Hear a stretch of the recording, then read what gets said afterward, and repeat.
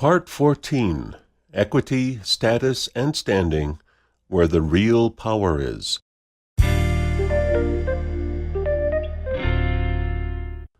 Enter equity, private status, and standing. The Sesta Act kicks into gear when a man is lost at sea and presumed dead for 7 years.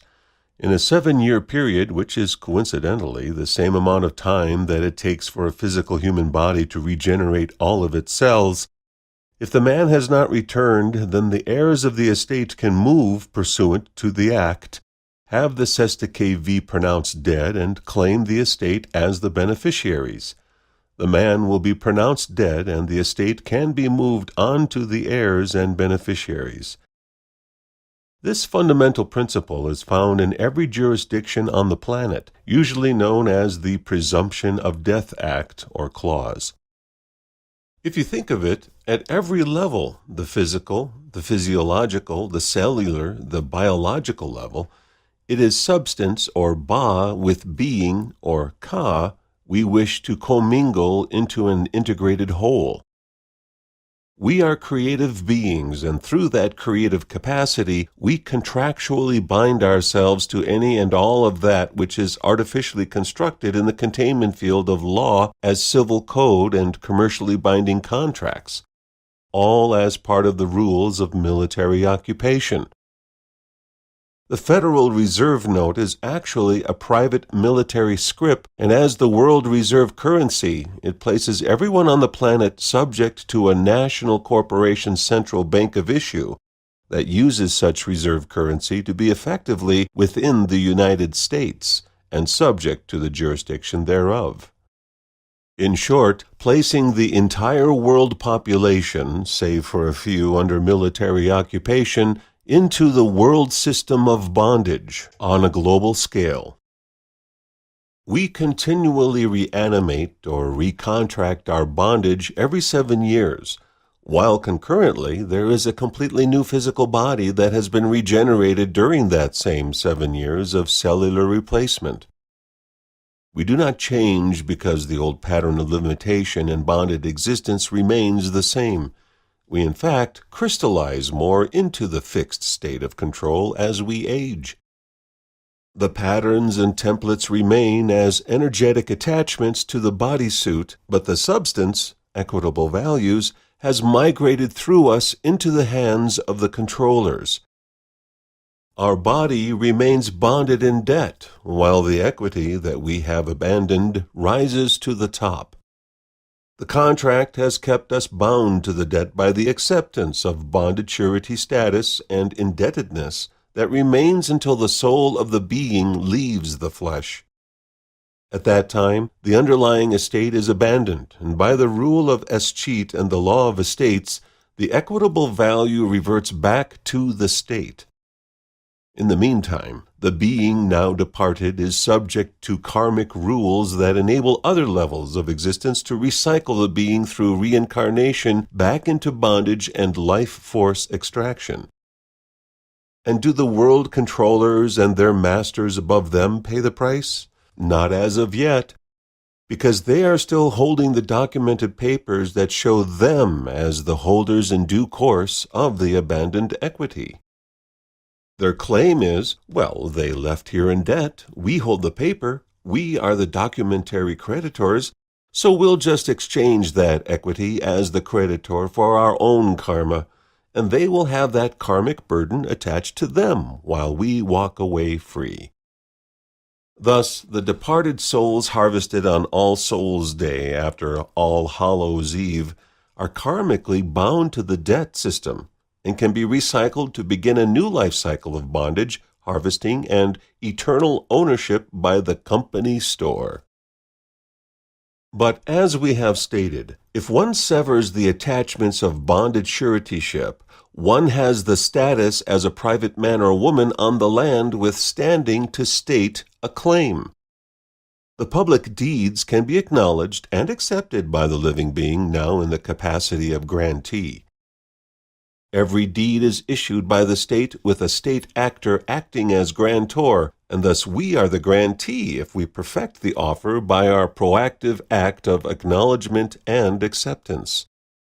This constitutes the perfection of the gift, and by doing so we now have equity to step in to our aid and support. When we do, we control both sides of the trust. Once we collapse that particular trust, we proceed forward to express a new trust, appoint new trustees, and retain the equitable interests as the beneficiary. There is, of course, much more to how this works, but this is the essence of it. With those retained equitable interests held by a new private trust, the public officers and actors are appointed as trustees, and they now have the liability and the obligation to settle the public claims and are forced back into the public trust as civil servants to serve and support the beneficiaries, not the state. In that position, we are no longer attached or bonded, and we now stand on the land as solvent or non-bankrupt, and not an enemy of the state. Concurrently, we place the debt obligation back onto the state and the trustees, who need only perform their fiduciary duties to avoid personal liability and fulfill the requirements of the public trust. Thus, we ask the question, what is equity? The simplest way to define equity is to say it is the true value of any creative act. When our creativity is removed from the hologram of bondage discussed herein, the true value creation is established unencumbered by debt or bond. This is why substantive rights of a truly free being are called unalienable, because they cannot be liened. As a lien is a secured interest bonded to the item of value, whether it is a home, a car, or a living body. Equity is balance, equality in relationships, and the essence of true creation. Instead of 100 million codes and statutes in the United States and many more throughout the world, equity is established on 20 primary maxims, while common law is founded upon 2 principles: cause no harm and honor your contracts. The 20 maxims of equity are a beautiful work of the human spirit developed over many centuries and are a wonderful exercise to study and integrate into one's daily life. They are not just about money or law or issues like that. Ultimately, when we speak of removing oneself from the field of battle, it is an internal process even more than an external one.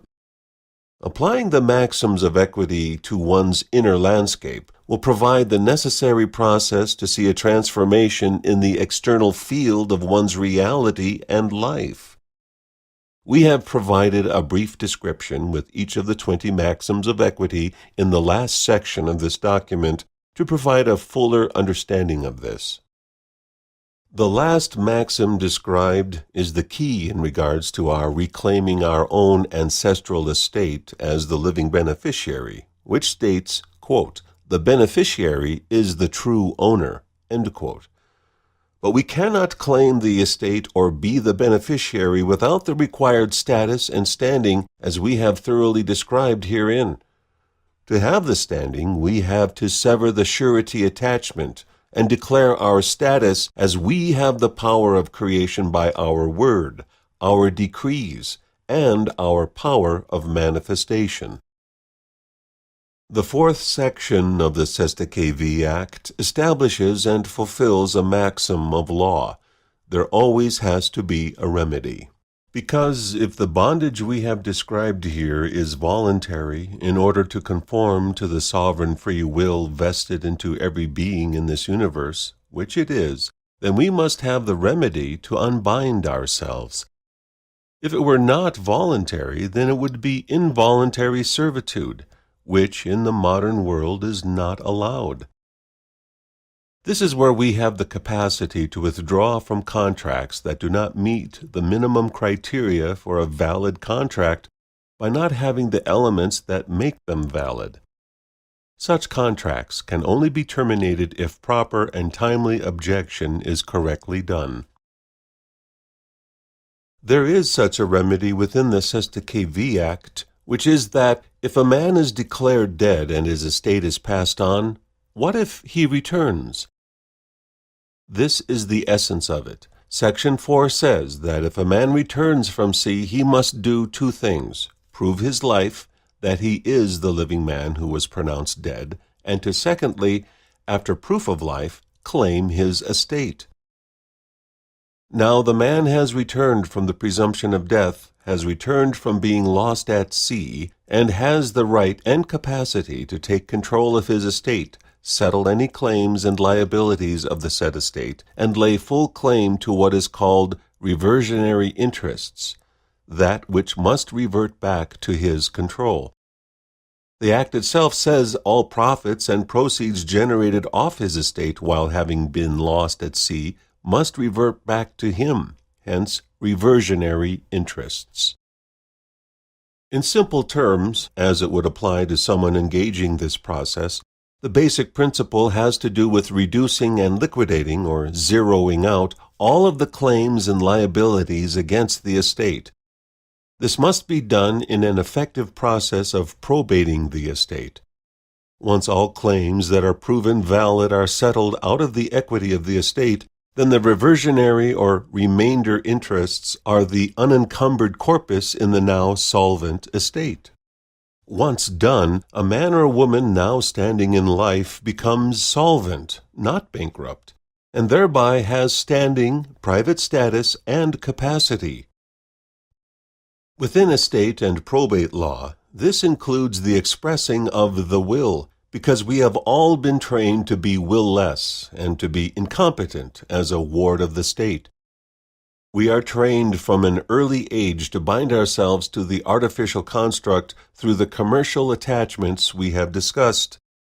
This includes and is essentially founded upon millennia of religious indoctrination, where billions have been trained to recite such things as, "Not my will, but thy will be done," and "God willing," not realizing the Lord to whom one is subrogating his or her will is not the Lord in the sky, but the Lord Mayor of the City of London, whose superior is the Father Papa Pope in Vatican City.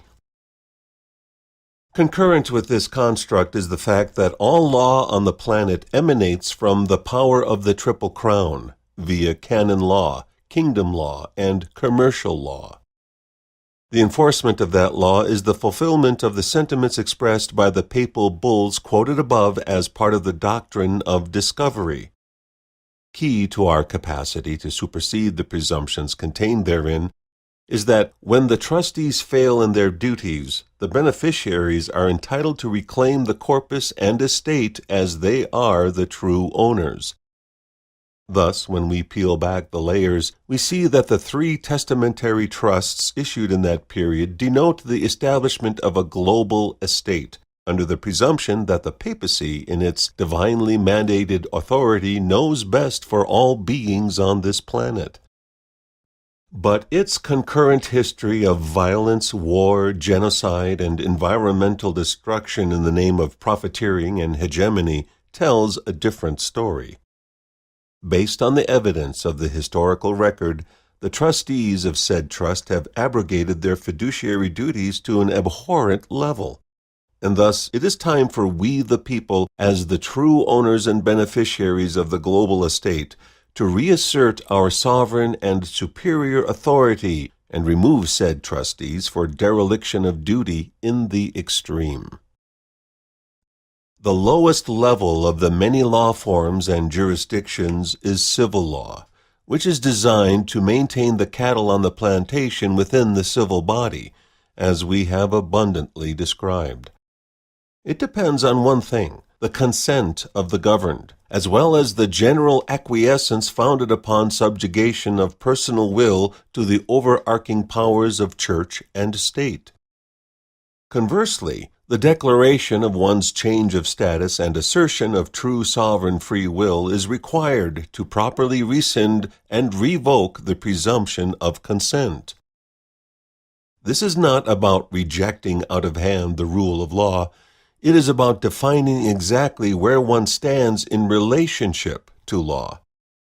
It is about choosing one's equitable interests and beneficial rights as the paramount standing and status upon which we shall remake our lives and this world. All of the universe has rallied around us at this time to support this rebalancing by and through universal law that states that we must honor all of life and exalt the life force in all living things and beings.